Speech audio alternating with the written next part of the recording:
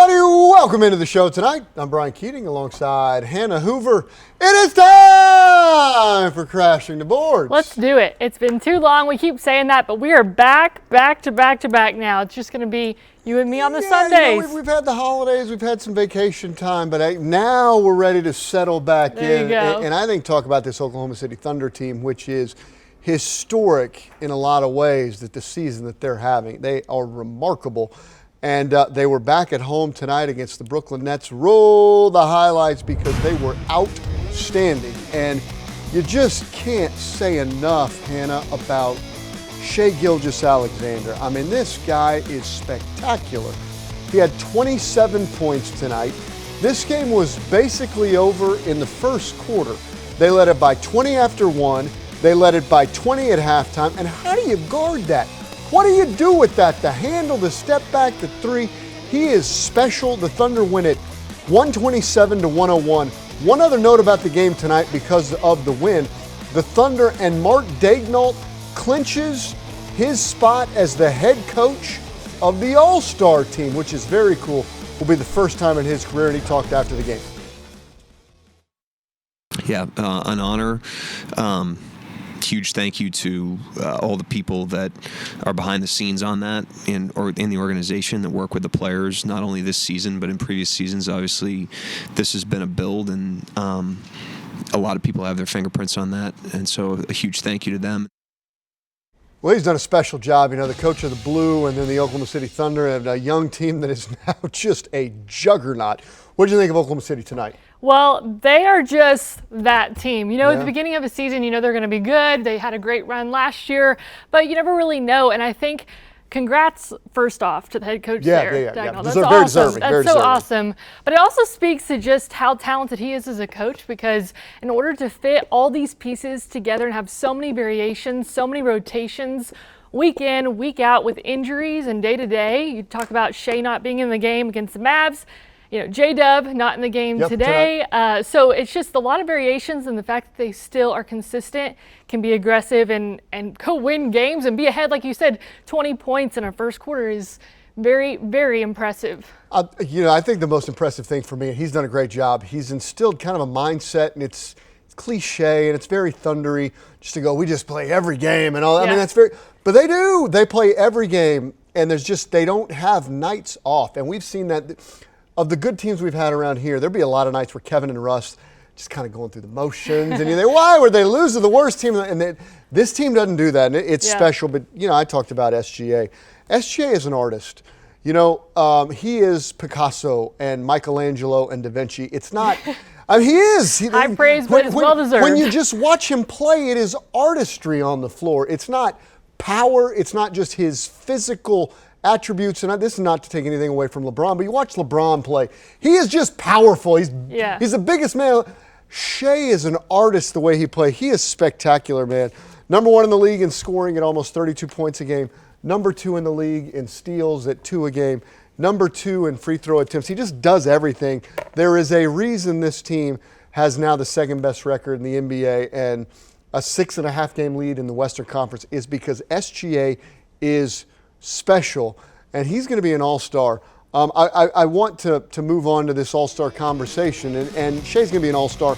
He's going to be an all-star starter now for the second year in a row.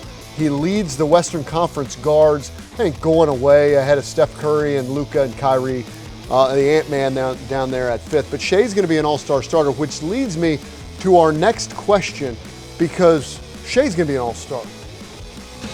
Is Jalen Williams going to be an all-star? Well, I will say that Shai's trying to make a case for him. That's for sure. Yeah. Oh, they talk about it all the time. They do, and he was just mentioning this week how, you know, J-Dub can guard just about anyone, and in that Cleveland game, you really saw it because there wasn't a big guy in the room. I know. He was like the one they went to.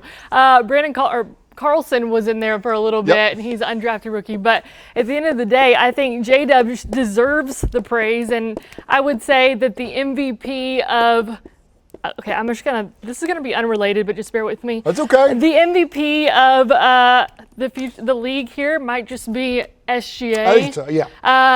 And he might be the one that dethrones Jokic. So I think that if the MVP has given him high praise, then, let's put him on the All-Star team. I like if it's good enough for the MVP, it's good enough for you. That's where I was going with that. Thank you. I don't know if Jalen Williams is going to be an MVP. The numbers are difficult.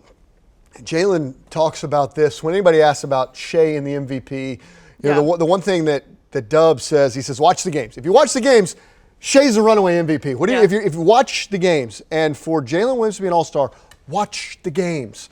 Yes, he should be an All-Star. So we're sitting here talking about a historic season for Oklahoma City. First place, running away with the Western Conference. Running away. The Dallas Mavericks are probably going to have 2 All-Stars. The Phoenix Suns might have 2 All-Stars. Why wouldn't? The LA Lakers are going to have 2 All-Stars. It is ridiculous to sit here and say the team with the best record running away with the Western Conference isn't going to have 2 All-Stars. I don't know if they will. But LeBron and Anthony Davis are going to be there, and I'm not even saying those guys aren't deserving. But watch the games. Right, and he is the young guy. This guy ought to be an All-Star. I mean, come on. No excuse.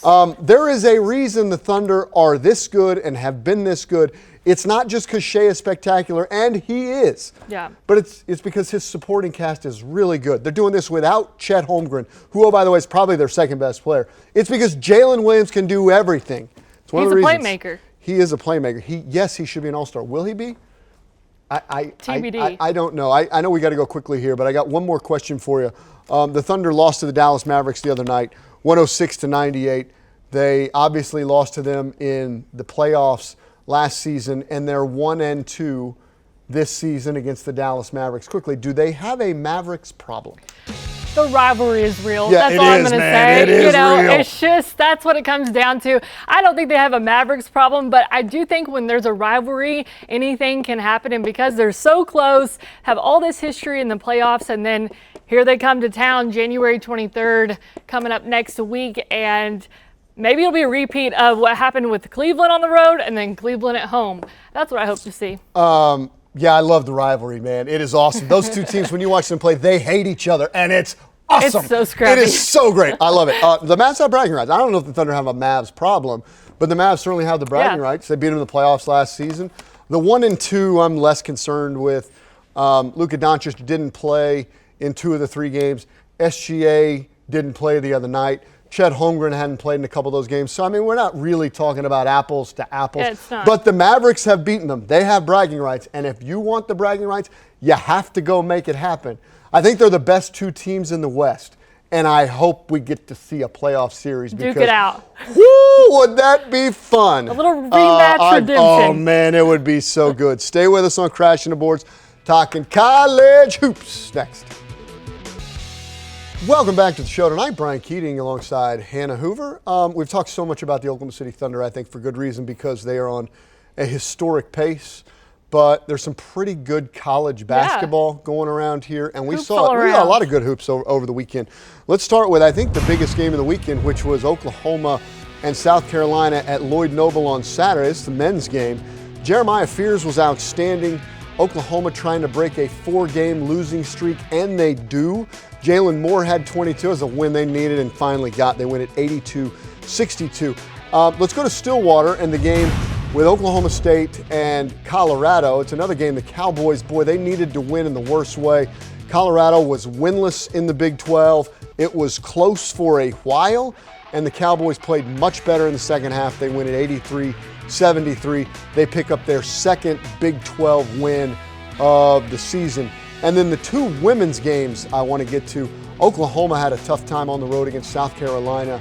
They lose it by 41 today. One, that's how good South Carolina is, because Oklahoma is very good. Yeah. And the OSU Cowgirls, boy, they've been playing good basketball. They win on the road against UCF. So I guess that gets me to the question, what of the 4 games did you see? What was the most important thing you saw this weekend? Well, OU men's being able to break that losing streak, because the SEC play has been difficult for them, and especially with OU and Texas in the rivalry game earlier in the week, you kind of hope that because they had the same records, 0-3, that maybe this would be the tipping point, and it wasn't for Oklahoma. So the fact that they could get this win against South Carolina was huge for this team. And as they look to play against Arkansas next Saturday, we've got a week ahead. So it's another tough game for them. I think it's definitely the OU men. They started the season 13-0. They're rolling. They're near the top 10.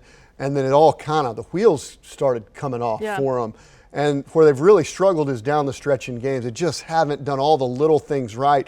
You begin to hear is Porter going to be the guy? I mean, all those whispers. Yeah. So, I mean, really, so I think it was an enormous win to just everybody can exhale and get the train back on the tracks. I think certainly a good win for Oklahoma State on Saturday. The Remember the 10 game in Stillwater is always something unique and special, and so to play Colorado is a little bit of a symmetry there. But some good basketball that happened over the weekend. Definitely.